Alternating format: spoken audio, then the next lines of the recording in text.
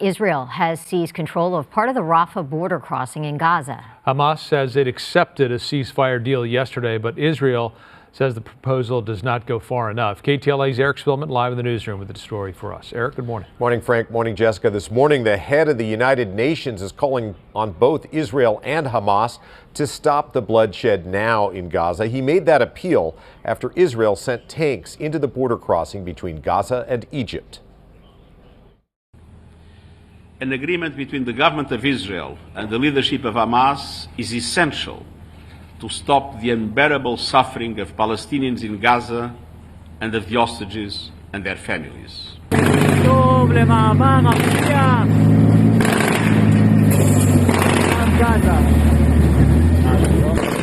New video released overnight by the Israeli military shows an Israeli tank crushing a sign that says, "I love Gaza." The tanks are heading to the Rafah border between Egypt and Gaza. Israeli forces took control of it overnight and put up an Israeli flag. Israel calls it a very precise counterterrorism operation aimed at destroying Hamas targets Israel says have been used to attack its troops. A Hamas missile strike on Israel on Sunday killed 4 Israeli soldiers.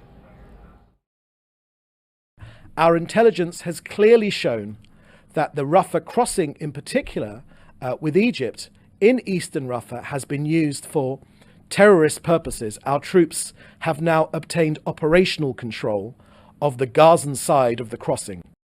Israel says it has found 3 tunnel shafts at the border crossing and that it killed 20 Hamas militants there. But now Israel is in charge of all the ways in and out of Gaza. Egyptian media is reporting that all humanitarian aid into Gaza has been stopped. That is an accusation that Israel denies.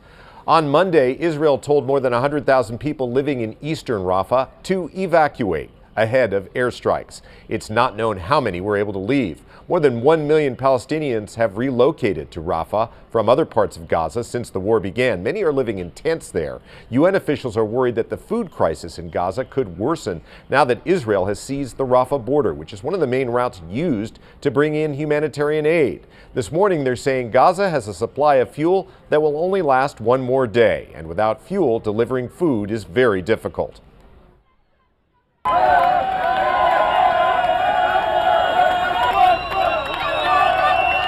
Yesterday, for a brief time, there was a celebration in Gaza when people there thought there was a deal for a ceasefire.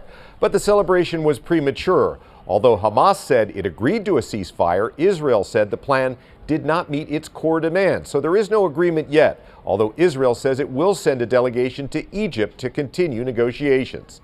This morning, Palestinians who are living in an encampment in Rafah are taking down their tents and loading belongings into cars, trucks, and donkey carts. Many have had to move multiple times in the last few months.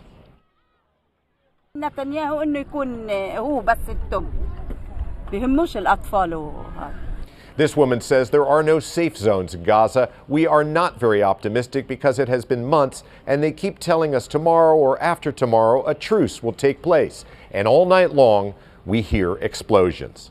Israel's defense minister visited Israeli troops near Rafah this morning. He said the operation there would continue until the last Hamas brigade in the city was destroyed or until the return of the first hostage to Israel. We'll send it back to you.